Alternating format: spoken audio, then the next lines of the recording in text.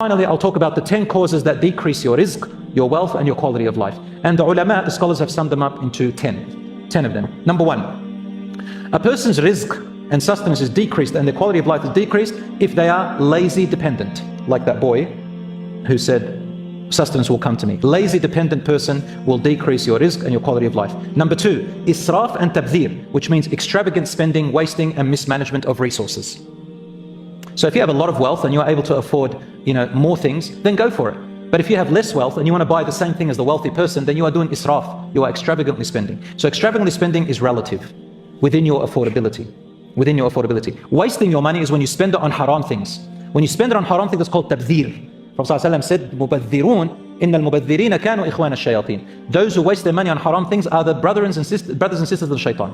And those who are musrifin, meaning that you overspend beyond your means, Allah says, "Well, inna Allah la yuhibbul musrifin." Allah does not like those who are extravagant spenders beyond their means.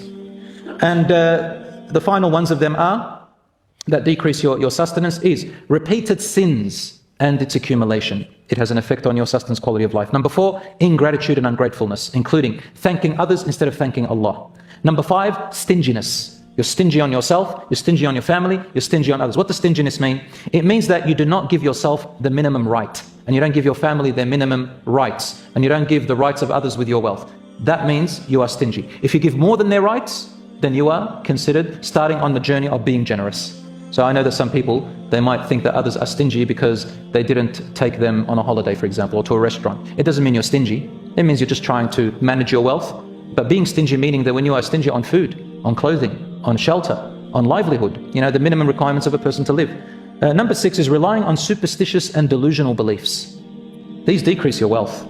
People like that go mentally crazy. They rely on superstitions, delusional beliefs, omens and signs to increase their wealth and their quality of life. Number 7, abandoning zakah.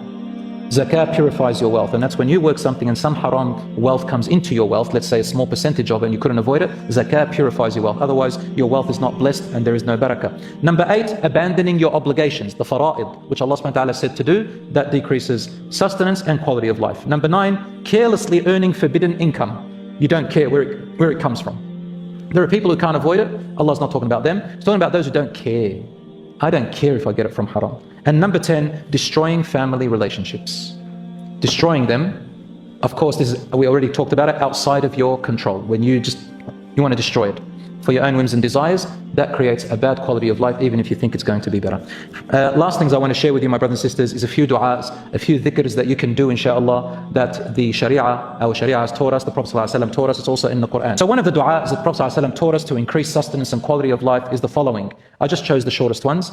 Allahumma inni as'aluka ilman nafi'an wa rizqan tayyiban wa amalan mutaqabbala. Oh Allah, I ask you for knowledge that is of benefit, a good provision, and deeds that will be accepted. And you should recite this dua upon waking up in the morning. Once again, Allahumma inni as'aluka ilman nafi'an wa rizqan tayyiban wa amalan mutaqabbala. The second one is a dua of Yunus alayhi salam to take you out of any difficulty. Subhanaka Allahumma inni kuntu min al-zalimin. Or Subhanaka inni kuntu min al-zalimin. Oh Allah, you are so perfect, I am not. I have oppressed and wronged myself. Saying this dua will take you out of every hardship. The Prophet ﷺ said so. Another dua that you can say and dhikr is this. Allahumma inni a'udhu bika min al-faqri wal-qillati wal-dhilla. Oh Allah, I seek refuge in you from poverty and from lack of resources, وَالذِّلَّةِ and humiliation, needing to ask people.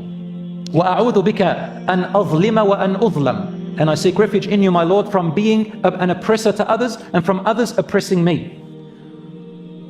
This is Rasul sallallahu alayhi wa sallam told us, the hadith in Rawahu Imam Ahmad.